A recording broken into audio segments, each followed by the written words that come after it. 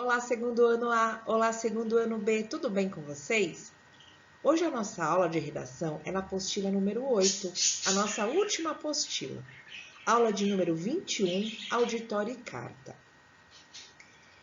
Os objetivos principais dessa aula são apresentar os conceitos de auditório particular e universal para vocês.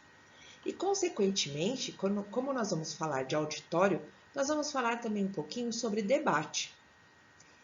E vamos discutir algumas variações do gênero carta. Antes de iniciar na nossa apostila, vamos falar um pouquinho de argumentação. E, em se tratando de argumentação, nós vamos falar sobre auditório. Vocês sabiam que existem dois tipos de auditório? O auditório particular e o auditório universal? Bom, auditório todo mundo conhece, né?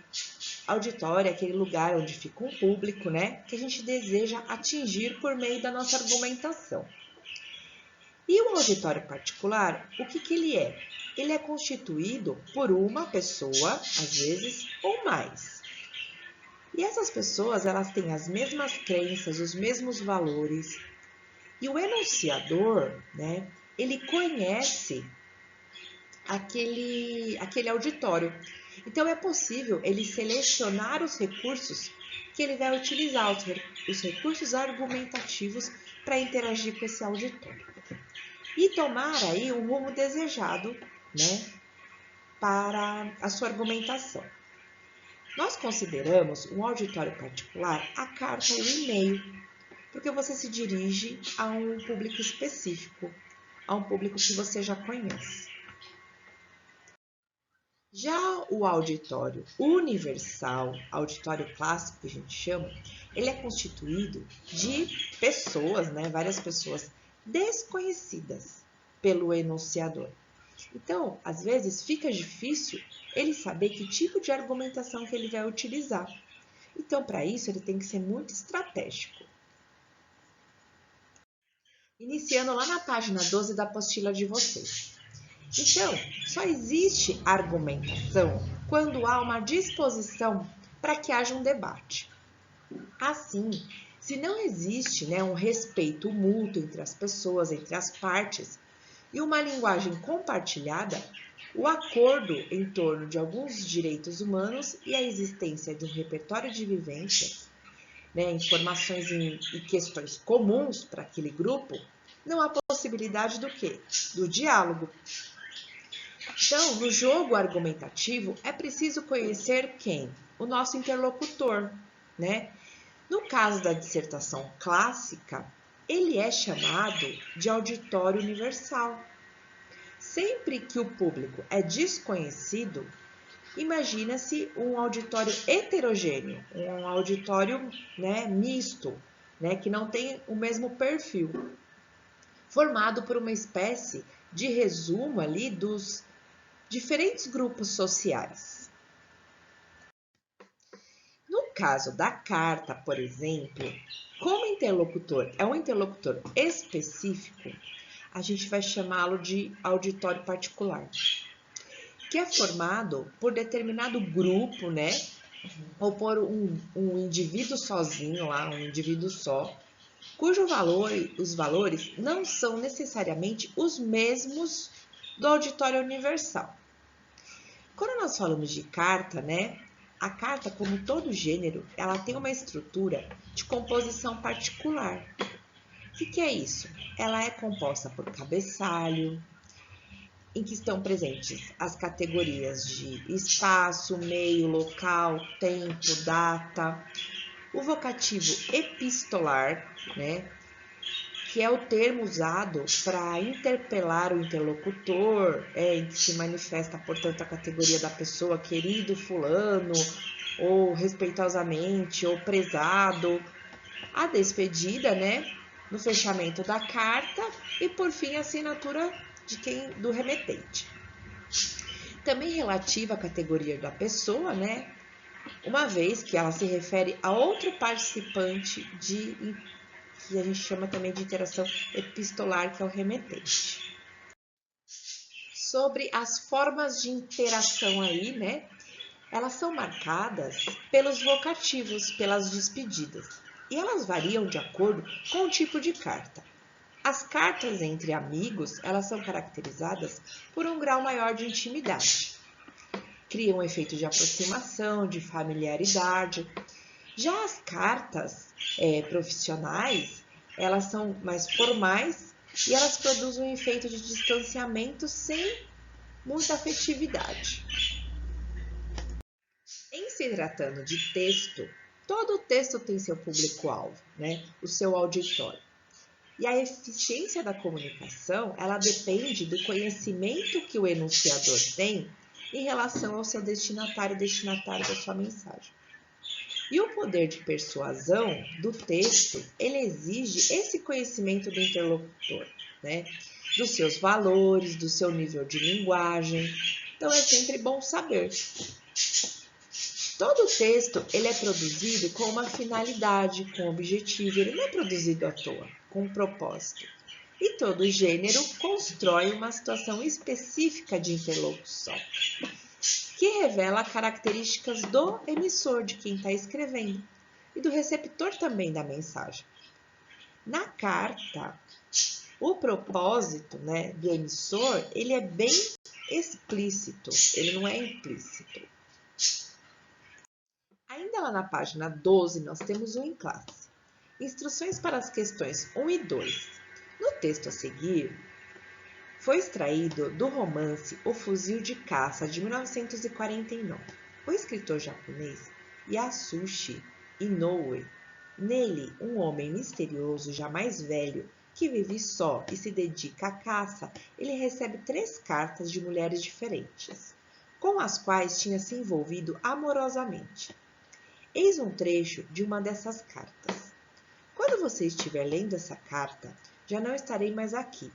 Ignoro o que seja a morte, mas de qualquer modo estou certa de que minhas alegrias, sofrimentos e apreensões não mais existirão nesse mundo. Meu corpo, alma, tudo sumirá. Apesar disso, você lerá esta carta muitas horas, muitos dias depois de eu morrer. Ela lhe transmitirá então as inúmeras lembranças que eu tive ainda viva. Esta carta será uma conversa sobre vários pensamentos que lhe são desconhecidos, e como se conversasse comigo. Você prestará atenção a seu conteúdo, irá se surpreender, entristecer, ralhar comigo.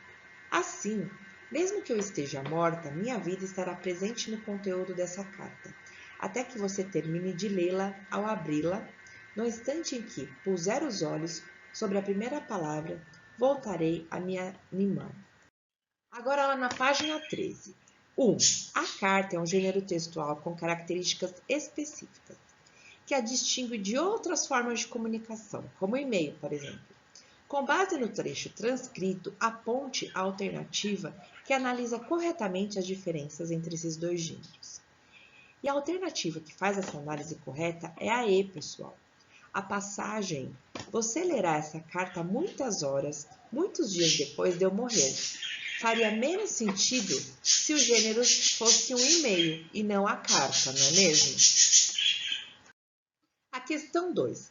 Levando em consideração o fragmento que foi transcrito, pode-se afirmar que a passagem como se conversasse comigo mostra que a carta tem as mesmas características de uma conversa face a face?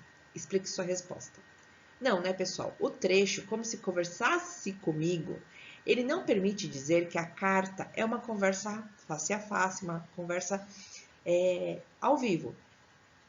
E não tem as mesmas características, porque a carta, ainda que ela produza aquela impressão de diálogo, é muito diferente do gênero conversação face a face. Então, nesse caso, né, do face a face, os interlocutores estão um diante do outro. E na carta, eles estão separados. A carta é um gênero de linguagem escrita e a conversação é linguagem falada. Agora, textos para as questões 3 e 4. A recente morte violenta de uma jornalista choca a todos porque, nesse fato, o assassino foge ao perfil comum de tais tipos, mas certas situações que levam a isso estão aí, nos círculos milionários, meios artísticos, esportivos e de poder. Tudo porque o homem não aprende. São milênios Gosta de passar aos demais uma imagem de eterna juventude e virilidade, posando com fêmeas muito mais jovens. Finge acreditar que elas estão aí por amá-los.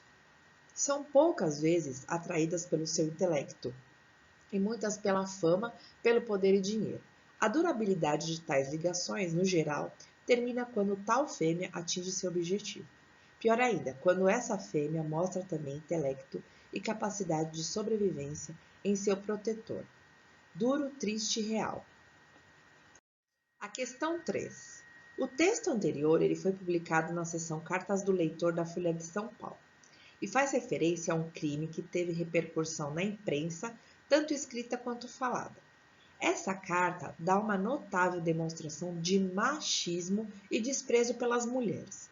Com base no texto, responda aos itens a seguir. O A. O texto usa, em relação às mulheres, um termo fortemente conotado e lhes atribui um comportamento que a desqualifica. Transcreva uma frase em que o termo ocorre associado à descrição de comportamento que desqualificariam as mulheres. Quando disse a durabilidade de tais ligações no geral termina quando tal fêmea atinge seu objetivo.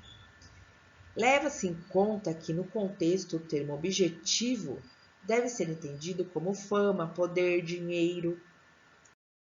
Questão B. Segundo o autor dessa carta, quais são os traços de caráter das mulheres em relação aos quais os homens deveriam se precaver? Bom, na carta, o enunciador constrói uma imagem da mulher que revela seus preconceitos, pois ele trata a mulher de maneira muito machista. A questão C. A quem se refere o autor da carta na frase "o homem não aprende"? Refere-se a todo o conjunto de seres humanos do sexo masculino. O artigo que se precede homem indica a totalidade dos elementos desse conjunto. É interessante que o enunciador do sexo masculino utilize uma estratégia discursiva para criticar os homens, excluindo-se do grupo. 4. Com base em suas respostas da questão anterior, escreva uma pequena carta com até 15 linhas, tomando Laércio Zanini como seu interlocutor e criticando as posições que ele adotou em seu comentário sobre as mulheres. A resposta é pessoal, né? É uma produção de texto e boa produção para vocês. Muito obrigada pela participação. Nos vemos em nossa próxima videoaula de correção de exercícios, onde faremos TMTC juntos. Um beijão para vocês e até!